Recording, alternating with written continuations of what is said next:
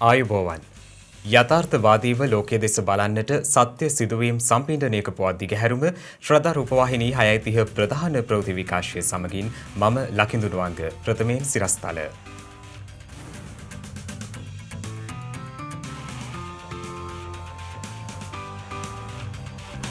අධි අවදානම් ප්‍රදේශවල පුද්ගලයින්ට අද සිට කොවිඩ් එන්නත් කරණය ආරම්භයි. පාසල්වල සියලු උත්සව නැවත දැනුම් දෙනතුරු අත්හිටුවීමට තීරණයක්.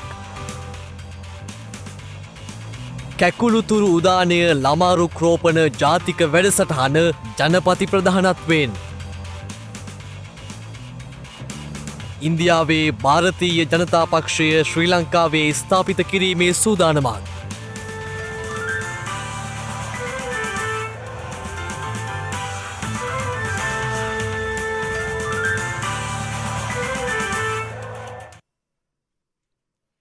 ඊයේ දිනේදී තවත් ආසාදිතයින් 802 දෙනෙකු මෙරටින් වාර්තා වීමත් සමග මෙරට සමස්ත කොවිඩ් ආසාදිතයින් සංඛ්‍යාව 75000 සීමාව ඉක්මවා ගියා. ඒ අනුව එම සංඛ්‍යාව දැක්වෙන්නේ 75654ක් ලෙසයි. මේ අතර බස්නාහිර පළාතේ අධි අවදානම් සහිත ප්‍රදේශවල පුද්ගලයින්ට කොවිඩ් එන්නත් ලබා දීම අද සිට ආරම්භ කළ බව යුද හමුදාපති ජෙනරාල් ශවේන්ද්‍ර සිල්වා මහතා සඳහන් කළා. අධි අවදානම් සහිත පුද්ගලයින්ට සහ ජනතාව සමග සමීපව කටයුතු කරන පුද්ගලයින් සඳහා අද සිට කොවිඩ් එන්නත ලබා දීමට තීරණය කර තිබෙනවා. ඒ අනුව ජනාධිපතිවරයාගේ නියෝගයක් අනුව මෙම පියවර ගන්නා බවයි යුද හමුදාපති ජෙනරාල් ශවේන්ද්‍ර සිල්වා මහතා සඳහන් කළේ. අද සෞඛ්‍ය අමාත්‍යාංශයේ අතිගරු ජනාධිපතිතුමාගේ උපදෙස් මත ඒ වගේම සෞඛ්‍ය අමාත්‍යාංශයේ වසංගත වේදයේ තියෙන දත්ත තොරතුරු මත කොළඹ මහනගර සභා සීමාව තුළ විශේෂයෙන්ම ඝන අපද්‍රව්‍ය කළමනාකරණයට සම්බන්ධ සේවක සේවිකාවන් සඳහා අද එන්නත් කිරීම ආරම්භ කළොත් ඒ වගේ අවදානම් කණ්ඩායම් වලට අවදානම් ග්‍රාම නිලධාරි වසංග වලට බස්නාහිර පළාතේ ගම්පහ කොළඹ කියන දිස්ත්‍රික්කවලත් ඒ දිස්ත්‍රික්කවල අවදානම් ග්‍රාම නිලධාරි වසංග හඳුනාගෙන මේ එන්නත් කිරීම ආරම්භ කරනවා. ඒ එක්කම අපිට එන්නත් ලැබීමට නියමිතයි අපි ඇනවුම් කරලා තියෙනවා. ඒ එන්නත් ඒ වගේම කෝවැක්ස් පහසුකම යටතේ මේ මාස අවසන් වෙනකොට එන්නත් ලැබීමට නියමිතයි. ඒකට ඒ එන්නත් හරහා අපිට ක්‍රමානුකූලව මේ එන්නත් කරන්නේ ජනතාවට අපිට ලබා දීමට හැකියාව තියෙනවා. ඊයේ දිනේ හඳුනාගත් කොවිඩ් ආසාදිතයින් 802කින් එක් ආසාදිතයෙකු විදේශගතව සිට මෙරටට පැමිණි ශ්‍රී ලාංකිකයෙකු වන අතර ඉතිරි ආසාදිතයින් 801 දෙනාම දේශීයවයි හඳුනාගෙන ඇත්තේ. ඒ අනුව COVID-19 පැතිරීම වැළැක්වීමේ ජාතික ක්‍රියාන්විත මධ්‍යස්ථානය සඳහන් කළේ ඉන් වැඩිම ආසාදිතයින් සංඛ්‍යාවක් වාර්තා වී ඇත්තේ කොළඹ දිස්ත්‍රික්කයෙන් බවයි. එම සංඛ්‍යාව 238ක්. ඊට අමතරව ගම්පහ දිස්ත්‍රික්කයෙන් ආසාදිතයින් 162ක් සහ කළුතර දිස්ත්‍රික්කයෙන් ආසාදිතයින් 68ක් හඳුනාගෙන තිබෙනවා. මේ අතර ඊයේ දිනේදී තවත් කොවිඩ් මරණ 7ක් වාර්තා වීමත් සමග මෙරට සමස්ත කොවිඩ් ආසාදිත මරණ සංඛ්‍යාව 397ක් දක්වා ඉහළ ගිය බවයි රජයේ ප්‍රවෘත්ති දෙපාර්තමේන්තුව සඳහන් කළේ. එම මරණ වාර්තා වී ඇත්තේ යාපනය, පේරාදෙණිය, මහවෙල, කුරුණෑගල, ගම්පොළ, අංගොඩ සහ ගොතටුව යන ප්‍රදේශවලින්. මේ අතර පේරාදෙණිය විශ්වවිද්‍යාලයේ සිසුන් 8 දෙනෙකුටද COVID-19 වෛරසය ආසාදනය වී ඇති බවට තහවුරු වී තිබෙනවා. ඔවුන් 8 දෙනා ඉංජිනේරු පීඨයේ සිසුන් වන අතර මහනුවර සහ තෙල්දෙණිය කොවිඩ් මධ්‍යස්ථානවලට මේ වන විටත් යොමු කර ඇති බවයි විශ්වවිද්‍යාල පරිපාලනය සඳහන් කළේ. මීට අමතරව තවත් සිසුන් 250 දෙනෙකු පමණ විශ්වවිද්‍යාල ඉංජිනේරු පීඨයේ සිසු නේවාසිකාගාරයේ ආරක්ෂිතව රඳවා තබා තිබෙනවා. මේ අතර කැලණිය විශ්වවිද්‍යාලයේ ශ්‍රේෂ්ඨ අධ්‍යයනයකට සහභාගී වීමට නියමිතව සිටි COVID-19 ආසාදනය වූ ශිෂ්‍ය කණ්ඩායමේ පළමු පෙළ ආශ්‍රිතයින් 4 දෙනෙකුටද COVID-19 වෛරසය ආසාදනය වී ඇති බවටයි ඊයේ තහවුරු වුණේ. ඒ පසුගිය 4 වන දින මානව ශාස්ත්‍ර පීඨයේ සිසුන් 5 දෙනෙකුට COVID ආසාදනය වූ බවට වාර්තා වීමෙන් පසුව පසුගිය 12 වනදා සිදු කරන ලද PCR පරීක්ෂණ වලින් අනතුරුවයි. අදාළ සිසුන් මේ වන විට පැවැත්වෙන අවසන් වාර විභාග කටයුතු සඳහා සම්බන්ධ සිසුන් නොවන බැවින් විභාග කටයුතු අඛණ්ඩව පැවැත්වීමට විශ්වවිද්‍යාල පරිපාලන අධිකාරිය තීරණය කර තිබෙනවා. මේ අතර අඹගමුව සෞඛ්‍ය වෛද්‍ය නිලධාරී කාර්යාල බල ප්‍රදේශය යටතේ පාලනය වන ගිනිගත් හේන, නොටන් බ්‍රිජ්, වටවල, හැටන් යන පොලිස් බල ප්‍රදේශවලින් කොවිඩ් වෛරස් ආසාදිතයින් 12 දෙනෙකු ඊයේ පස්වරුවේ හඳුනාගෙන තිබෙනවා. ඉන් ආසාදිතයින් කිහිප දෙනෙකු බස්නාහිර පළාතේ රැකියාවල නිරතව සිට තම නිවෙස්වලට පැමිණි පුද්ගලයින්. මේ වන විට වෛරසය ආසාදිතව රෝහල්වල ප්‍රතිකාර ලබන සමස්ත පුද්ගලයන් සංඛ්‍යාව 5852ක් වන අතර වෛරසය ආසාදිතව සිට සුවය ලැබූ සමස්ත පුද්ගලයන් සංඛ්‍යාව දැක්වෙන්නේ 69441ක් ලෙසයි. කොවිඩ් ආසාධිතව IDH රෝහලේ ප්‍රතිකාර ලබමින් සිටි හිටපු කතානායකවරයෙකු වන විජයමු ලොකුබණ්ඩාර මහතාගේ දේහය පිළිබඳ අවසන් කටයුතු අද පස්වරුවේ සිදු කෙරුණා. මෙරට පාර්ලිමේන්තුවේ හිටපු කතානායකවරයෙකු වූ විජමු ලොකුබණ්ඩාර මහතා අභාවප්‍රාප්ත වූයේ ඊයේ පස්වරුවේ. මිය යන විට එ මහතා 80 වන වියේ පසු වුණා. කොවිඩ් ආසාධිතවීම හේතුවෙන් පසුගියදා කොළඹ පෞද්ගලික රෝහලකට ඇතුළත් කිරීමෙන් අනතුරුව වැඩිදුර ප්‍රතිකාර සඳහා IDH රෝහලට මාරු කර යැවීමෙන් අනතුරුවයි ඒ මහතා අභාවප්‍රාප්ත වී තිබුණේ. 1941 වසරේ අගෝස්තු මස 5 වනදා උපත ලැබූ විජයසිංහ ජයවීර මුදියන්සේලාගේ ලොකුබණ්ඩාර හෙවත් විජමු ලොකුබණ්ඩාර මහතා 1977 වසරේදී ප්‍රථම වරට පාර්ලිමේන්තුවට පිවිස එම රජයේ දේශීය වෛද්‍ය කැබිනට් නොවන අමාත්‍ය ධූරයෙහි කටයුතු කරනු ලැබුවා. එමෙන්ම 1989 වසරේදී සංස්කෘතික කටයුතු අධ්‍යාපන හා මාධ්‍ය අමාත්‍යවරයා ලෙසද ඒ මහතා කටයුතු කරනු ලැබුවා. අනතුරුව 2004 වසරේ අප්‍රේල් මාස 22 වනදා පාර්ලිමේන්තුවේ කතානායකවරයා ලෙස විජමු ලොකුබණ්ඩාර මහතා තේරීපත් වුණා. 2010 වර්ෂය දක්වා පාර්ලිමේන්තුවේ 16 වන කතානායකවරයා ලෙස කටයුතු කළේ මහතා දේශපාලනයට අමතරව සාහිත්‍යදරයෙකු, ගීත රචකයෙකු සහ කවියෙකු ලෙසද ප්‍රකට වුණා. ඔහුගේ දේහය පිළිබඳ අවසන් කටයුතු නිරෝධායන නීති රීතිවලට අනුකූලව කොටිකාවත්ත ආදාහනාගාරයේදී සිදු කෙරුණේ.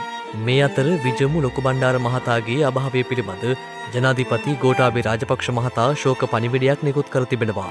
විජමු ලොකුබණ්ඩාර මහතාගේ භාෂා සහ අනිකුත් නිපුණතාවයන් පිළිබඳ එම පණිවිඩය මගින් පෙන්වා දී ඇති අතර ජනතාභිලාෂයන් කෙරෙහි දැඩි අවධානයකින් පසු වූ ඔහුගේ දේශපාලන භූමිකාව පක්ෂ විපක්ෂ සියලු දෙනාගේ බුහුමනට ලක්විය යුතු බවද එමගින් පෙන්වා දී තිබෙනවා.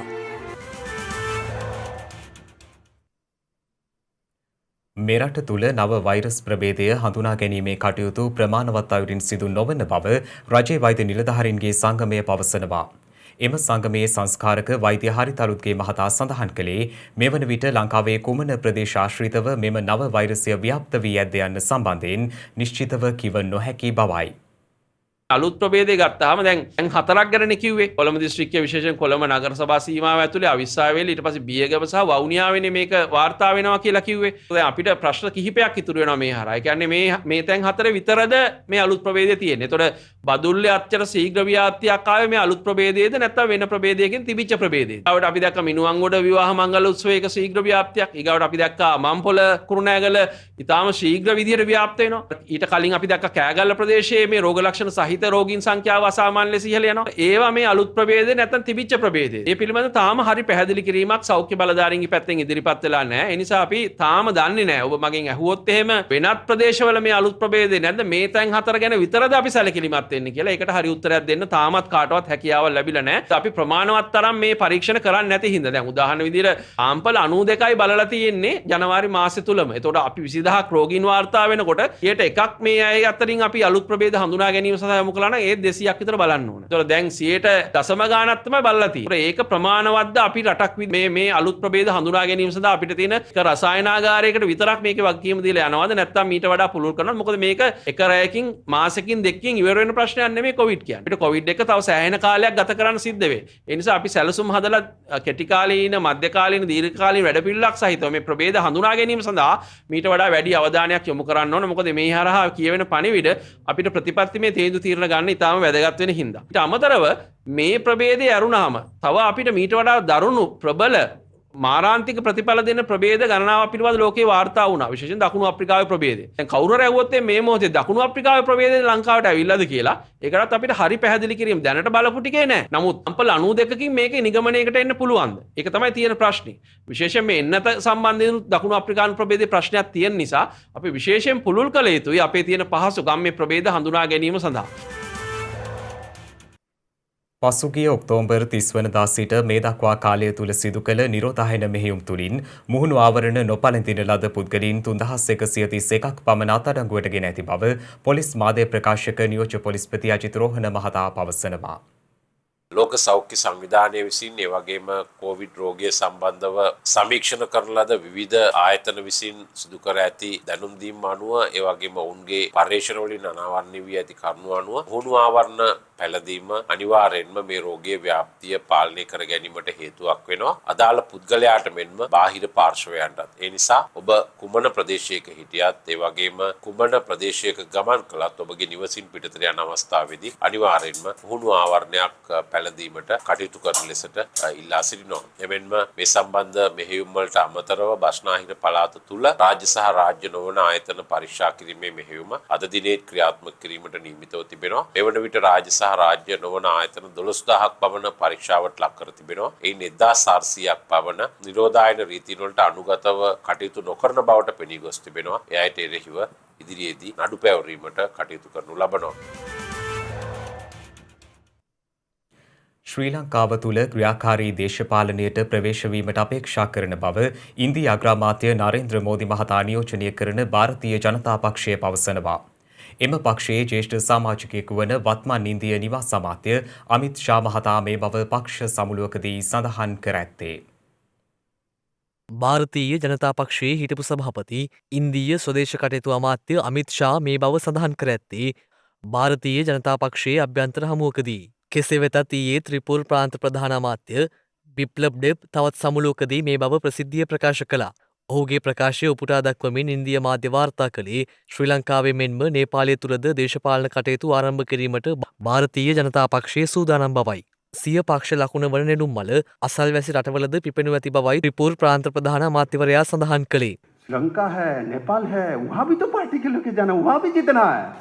කෙසේ වෙතත් භාරතීය ජනතා පක්ෂ ප්‍රධානීන්ගේ මෙම ප්‍රකාශවලට ඉන්දිය කොංග්‍රස් පක්ෂයේ දැඩි විරෝධය පළ කර තිබෙනවා.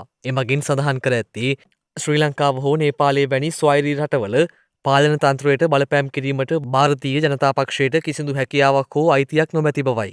ඇත වශයෙන්ම මා හිතන්නේ ප්‍රකාශය එතුමා ආණ්ඩුක්‍රම ව්‍යවස්ථාව පිළිබඳ අවබෝධයක් හෝ ප්‍රජාතන්ත්‍රවාදය පිළිබඳ අවබෝධයක් නැතුව කරපු ප්‍රකාශය. සජාතින්ගේ සංවිධානයට අනුව සෑම රටක්ම එක හා සමානයි. ඒ රටේ ස්වාධිපත්‍ය, ඒ රටේ ස්වාධීනභාවය, ඒ රටේ තියෙන ඒකීයභාවය සම්පූර්ණයෙන්ම ව්‍යවස්ථාවෙන් පිළිඅරන් තියෙනවා. ඒ නිසා කිසිම විටක ඉන්දියාවේ දේශපාලන පක්ෂයක් හෝ ඉන්දියාවේ දේශපාලනයට අනුබද්ධ ශාඛාවක් ලංකාවේ කිසිම ලෙසක ලියාපදිංචි කරන්න බෑ. හැබැයි මේ ප්‍රකාශය තුල වක්‍රව නව යටත් විජිතවාදයක් අපිට පේනවා. ඒ වගේම රටක ස්වාධීනත්වය සම්පූර්ණයෙන්ම දේශපාලන අයිතිය 1966 සිවිල්ලා දේශපාලන අයිතිය වගේ සම්මුතිය සම්පූර්ණයෙන්ම උල්ලංඝනය කරනවා. ඒ විදිහට කරන්න ගියොත්.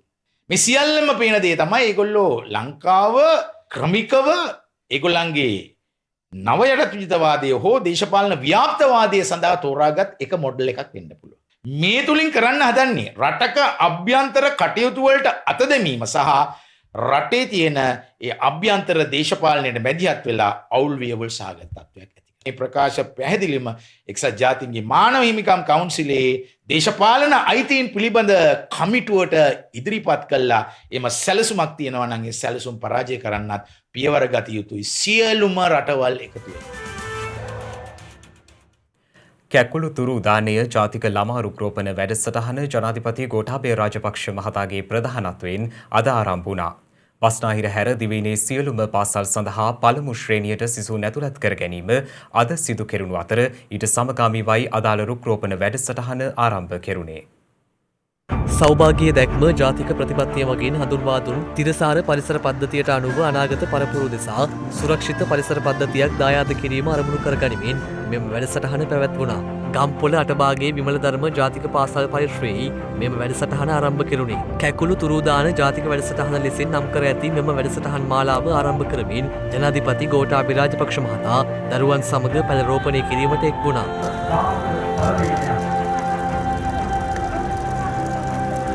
ජනාධිපතිවරයා අතින් සංකේතාත්මකව දරුවන් අතර පැළ බෙදා දීමද මෙහිදී සිදු කෙරුණා. අද ආරම්භ කළ මෙම වැඩසටහන වාර්ෂිකව ඉදිරියට ගෙන යමින් වසර 5ක් ගත වන විට පැළ ලක්ෂ 17ක් දරුවන්ගේ අධීක්ෂණයෙන් පරිසරයට එක් කිරීම රජයේ ඉලක්කයයි. කෘෂිකර්ම අමාත්‍යාංශය සහ අධ්‍යාපන අමාත්‍යාංශය එක්වයි මෙම වැඩසටහන දියත් කරනු ලබන්නේ. 2021 වසරේ පළමු ශ්‍රේණියට දරුවන් ඇතුළත් කිරීම සංකේතවත් කරමින් අටභාගයේ විමල ධර්ම විද්‍යාලයට ඇතුළත් වන දරුවෙකුගේ නම ලියාපදිංචි කිරීමේ කටයුතුද මෙහිදී සිදු කෙරුණා. මේ අතර උත්සවයට සහභාගී වීමට උඩගම මහජන ක්‍රීඩාංගණයේ පැමිණි ජනාධිපතිවරයා රැස්ව සිටි ජනතාව සමග කතා බහක නිරත වෙමින් ප්‍රදේශයේ අඩුපාඩු සහ ඔවුන් මුහුණ දෙන ගැටලු පිළිබඳව විමසා බැලුවා. ඓතිහාසික බෞද්ධ බිතු සිතුවම් සහිත මහනුවර හිඳකළ රජමහා විහාරස්ථානය ප්‍රතිසංස්කරණය කිරීම කෙරෙහි රජයේ අවධානය යොමුව තිබෙනවා.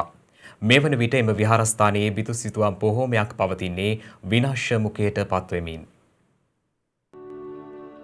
වසර 1500කට වඩා පැරණි අනුරාධපුර යුගයේ වළගම්බා රජු විසින් ස්ථාපිත කරන ලද යයි සැලකෙන මහනුවර දිගල රජමහා විහාරස්ථානය මෙරට අතීත උරුමයන් රැසක කේන්ද්‍රස්ථානයක්.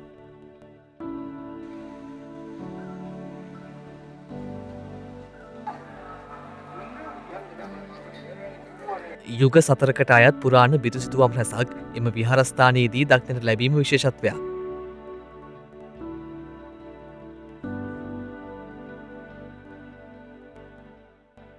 මේක ජන ප්‍රවාදී හැටියට මතයන් ගොඩ නැගෙන මේක වළගම්බා රජතුමා විසින් මේක නිර්මාණය කරා කියන එක. මේක ලෙන් විහාරයක් නිසා. ඊට පස්සේ නැවත මහනිර යුගයේදී කීර්තිසී රාජසිංහ රජතුමා මේ ස්ථානීය නැවත ප්‍රතිසංස්කරණය කියලා හැදුවා කියලා සඳහන් වෙන. ඊට වඩා නිශ්චිතවම ගම්පල යුගදී හෙනකද බිසෝ බණ්ඩාර දේවිය විසින් මේ විහාරස්ථානය සම්පූර්ණම නිර්මාණය කරා කියන එක තමයි සඳහන් වෙලා තියෙන්නේ පොතපතේ. දැනට ලංකාව තුල කතා කරනකොට චිත්‍ර සම්ප්‍රදායත් එක්ක ලංකාවේ තියෙන පැරණිම බෞද්ධ චිත්‍රය. දැන් සීගිරි චිත්‍ර කිස්තු වර්ෂ 5 වෙනි සතවර්ෂයේ ඇඳලා තියෙන්නේ. එතකොට සීගිරි චිත්‍ර බෞද්ධ චිත්‍රයක ආభాසයක් ගන්නේ නැහැ නේද? එතකොට දැන් මෙතන තියෙන්නේ කිස්තු වර්ෂ 6ත් 7ත් අතර කාලේ ඇඳපු චිත්‍රයක්. මේක මේ චිත්‍රය අඳින්න ඉස්සෙල්ලා මෙතන පසුබිමක් සැකසීලා තියෙන්න ඕනේ. මෙතන ආරණ්‍ය සේනාසනයක්. එතකොට මේකේ ශිලාලේඛන දෙකකුත් තියෙනවා. බ්‍රාහ්මී අක්ෂර වලින් ලියපු එකක් උඩ ගල පෘෂ්ඨයේ මත තියෙනවා. ඊට බෝධින් වහන්සේ ගැන ලියවිච්ච එකක් සිංහල භාෂාවෙන් මෙතන තියෙනවා. කෙසේ වෙතත් එම බිතු සිතුවම් වලට මේ වන විට අත්වැය තිරනම නම් යහපත් වූවක් නොවේ.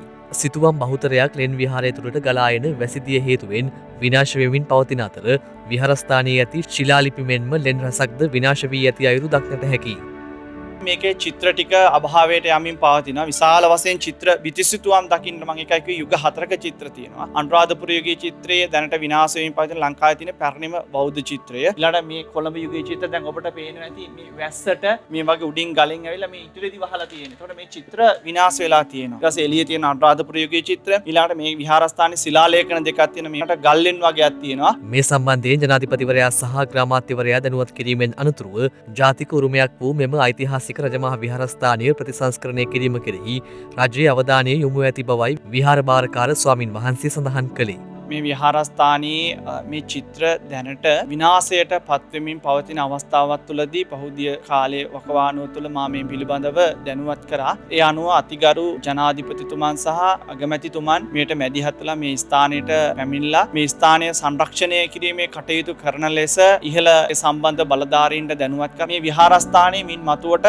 රැක ගැනීම සඳහා අවශ්‍ය වන්නා වූ සියලු කරුණු කාරණා දැනුවත් කරලා ප්‍රෞಢ ඉතිහාසයක් දැක්වෙන මේ පුරාතන පූජනීය ස්ථානය ආරක්ෂා කර ගැනීම සඳහා කටයුතු සූදානම් කරන බවට මට පොරොන්දු වුණා. විහාරස්ථානය ප්‍රතිසංස්කරණය කිරීමේ කටයුතු බුද්ධ ශාසන අමාත්‍යාංශය, සංස්කෘතික හා ජාතික උරුමයන් පිළිබඳව රාජ්‍ය අමාත්‍යාංශය හා පුරා විද්‍යා දෙපාර්තමේන්තුව මගින් සිදුවන අතර අග්‍රාමාත්‍යවරයාගේ උපදෙස් මත එම දෙපාර්තමේන්තු නියෝජනය කරන නිලධාරීන් පිරිසක් පසුගියදා විහාරස්ථානයේ නිරීක්ෂණ චාරිකාවකට එක් වුණා. විහාරස්ථානයට අයත් භූමියේ වපසරිය සිතියම් ගතකොට එහි නීත්‍යානුකූල අයිතිය විහාරස්ථානයට පවරා දීමෙන් අනතුරුව සංරක්ෂණ කටයුතු සහ ප්‍රතිසංස්කරණ කටයුතු සිදු කිරීමට නියමිතයි.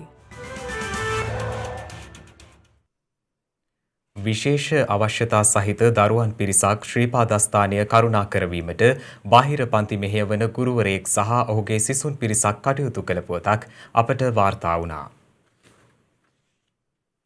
මෙම පිරිස මෙලෙස ශ්‍රීපාදයේ කරුණා කරවනු ලැබුවේ හෝමාගම ප්‍රදේශයේ බාහිර පන්ති පවත්වන ගුරු භවතෙකු වන සනත් අත්තිරිය මහතා සහ සිසුන් පිරිසක් විසින්.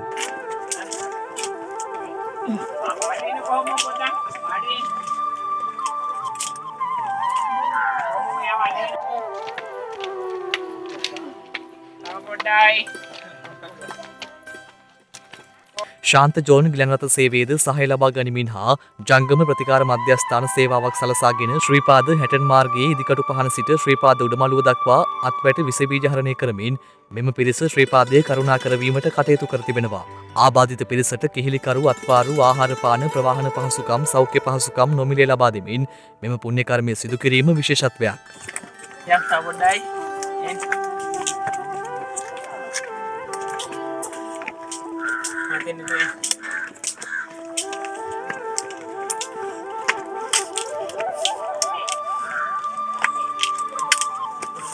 පෙරේදා රාත්‍රියේ සිට එම පිරිස ශ්‍රීපාදයේ කරුණා කරවීමට කටයුතු කර ඇති අතර එම පිරිස ශ්‍රීපාදයේ කරුණා කරවීමට ප්‍රථම සෞඛ්‍ය අංශ විසින් නිකුත් කර ඇති මාර්ගෝපදේශවලට අනුකූලව අදාළ ප්‍රාදේශීය ලේකම් කාර්යාල අවසර පත්‍රයද ලබාගෙන මෙම පිරිස ශ්‍රීපාද ස්ථානයේ කරුණා කරවීමටයි කටයුතු යොදා තිබුණේ.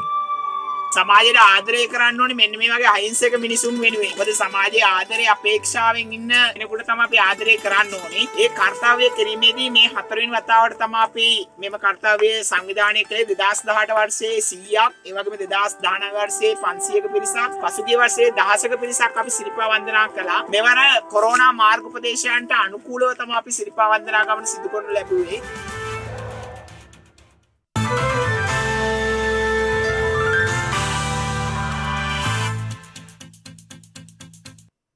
අවධානය විදෙස් පුවත් වෙත. බටහිර අප්‍රිකාවේ වසර 5කට පසු ඉබෝලා වෛරස් ආසාදනය වීමෙන් පුද්ගලයන් සිව් දෙනෙකු ජීවිතක්ෂයට පත්ව ඇති බව විදෙස් මාධ්‍ය වාර්තා කළා. විදෙස් මාධ්‍ය වාර්තා කරන්නේ බටහිර අප්‍රිකාවේ ඉබෝලා වෛරසය ආසාදනය වීමෙන් මියගිය පුද්ගලයන් සිව් දෙනා අතරට සෞඛ්‍ය සේවිකාවක්ද වන බවයි. ඉබෝලා වෛරසය ආසාදිතව අසාධිතත්වයේ පසුවන රෝගීන් 8 දෙනෙකුද නේවාසිකව ප්‍රතිකාර ලබන බවද එරට මාධ්‍ය වාර්තා පෙන්වා දෙනවා. මීට වසර 5කට පෙර දරුණු වසංගතයක් පෙන්නුම් කළ ඉබෝලා වෛරසයෙන් පුද්ගලයන් 11,000ක් පමණ මිය ගියා. යලි මතුව ඇති ඉබෝලා වෛරස් අවදානම පිළිබඳ විශේෂ අවධානයක් යොමු කර කඩිනම් පියවර ගන්නා බවයි බටහිර අප්‍රිකානු බලධාරීන් නිවේදනය කර ඇත්තේ.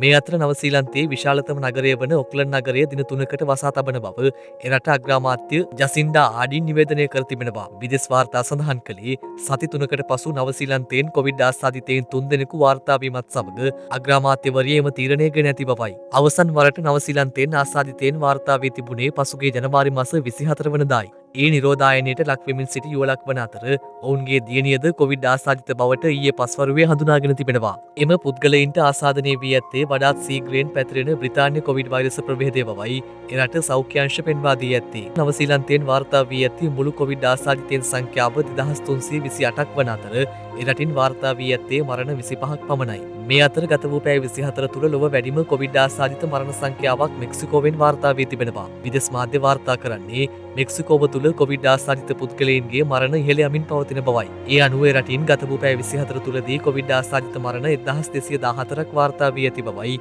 රට මාධ්‍ය වාර්තා කළේ. එමෙන්ම ගත වූ පැය 24 තුළදී රටින් නවාසාදිතයෙන් 9741ක් වාර්තා වී තිබෙනවා. මේ වන විට රටින් වාර්තා වන සමස්ත කොවිඩ් ආසාදිතයන් සංඛ්‍යාව 19,88,695ක් වන අතර වාර්තා වන සමස්ත මරණ සංඛ්‍යාව 1,73,771ක්.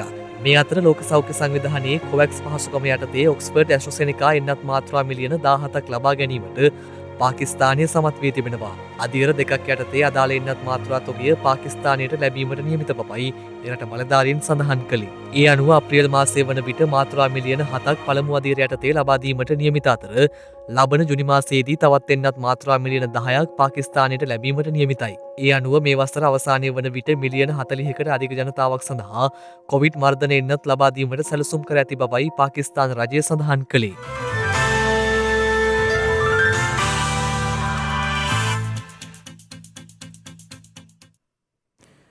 දිනක සටහන් නිමවන්නට මත්තෙන් හෙට දවසේ වැදගත්කම ගැනයි මේ අවධානය.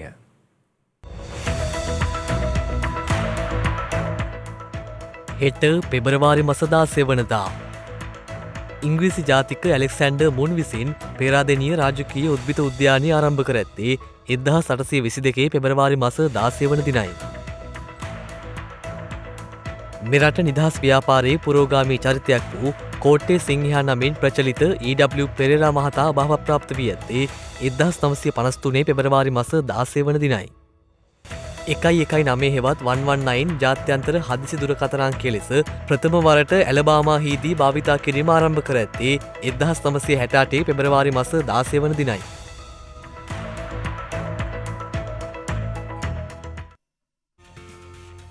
ඒ සමගින් ශ්‍රද්ධා ප්‍රධාන ප්‍රවෘත්ති විකාශය නිමාවට පත්වනවා. හමුවෙමු හෙටත් සවස 6:30ට. තෙරුවන් සරණයි. නමෝ බුද්ධාය. මෙවැනි වැදගත් පුවත් නැරඹීම සඳහා ශ්‍රද්ධා TV News YouTube channel එක subscribe කර සීනුව සලකුණ වන්න.